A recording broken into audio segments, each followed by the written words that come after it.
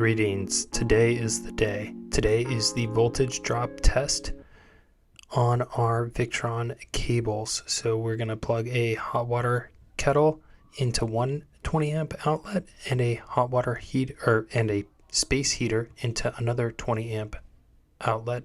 Put those both on max and see what the voltage drop is from those DC connections on the multiplus and the DC connections, positive and negative, on our battery system.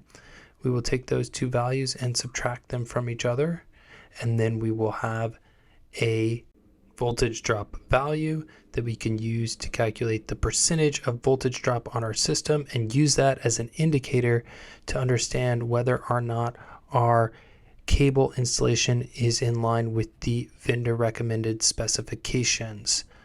Okay, so first things first, we are probing our positive and negative terminals on the inverter side, getting a value and writing that down. Don't try this at home unless you're an electrical engineer and you're wearing PPE and you know what you're doing. You could die if you do this wrong, and it is not worth dying for.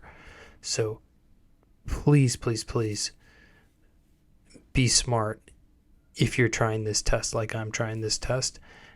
And the best thing you can do is just not try this test. You can't die if you don't try this test yourself.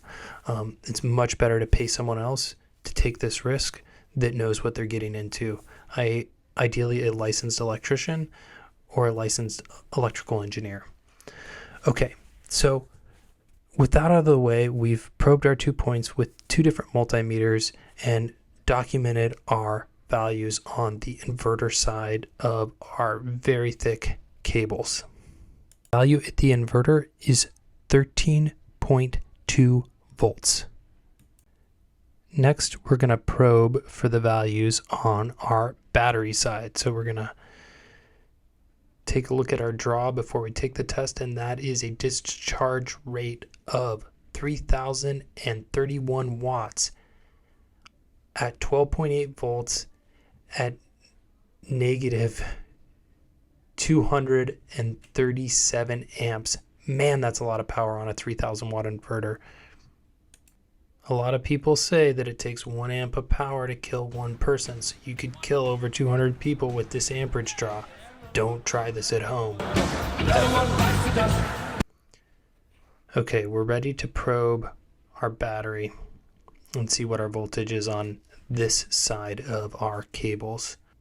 Pray that we don't mess anything up and end up dead, and we get 13.53 volts.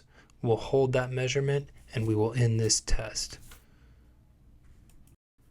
So let's do our calculation here. 13.52 minus 13.2 equals 0.33. 0.33 divided by 13.52 equals 0.0243 volts of voltage drop, or percent of voltage drop, the percent of our total. So little more than 0.1%. And let's look at the manual and see how that fits within the specification of a 12 volt system. There is a link to this Wiring Unlimited manual in the description below, and you can find it by searching Google for Victron Energy Wiring Unlimited. The answer to the how much voltage drop is allowed is 0.3% on a 12 volt system. So if you need to see that again in the manual in this video, press the back arrow on your keyboard to go to that. How we measure voltage drop? Well, you can do it this way. We load the inverter to the maximum voltage, measure the voltage across the negative cable between the inverter connection and the battery pole, and then repeat this on the positive cable. They're too far away. So we load the inverter with maximum power, check. Measure the voltage across the DC connections on the inside of the inverter, check. Measure the voltage across the battery poles, check. Compare these readings and calculate our voltage drop. So that is what we have done here, and we are well within the tolerance of our system. In any case, that's all I got for you today. Thanks for watching. We will see you around.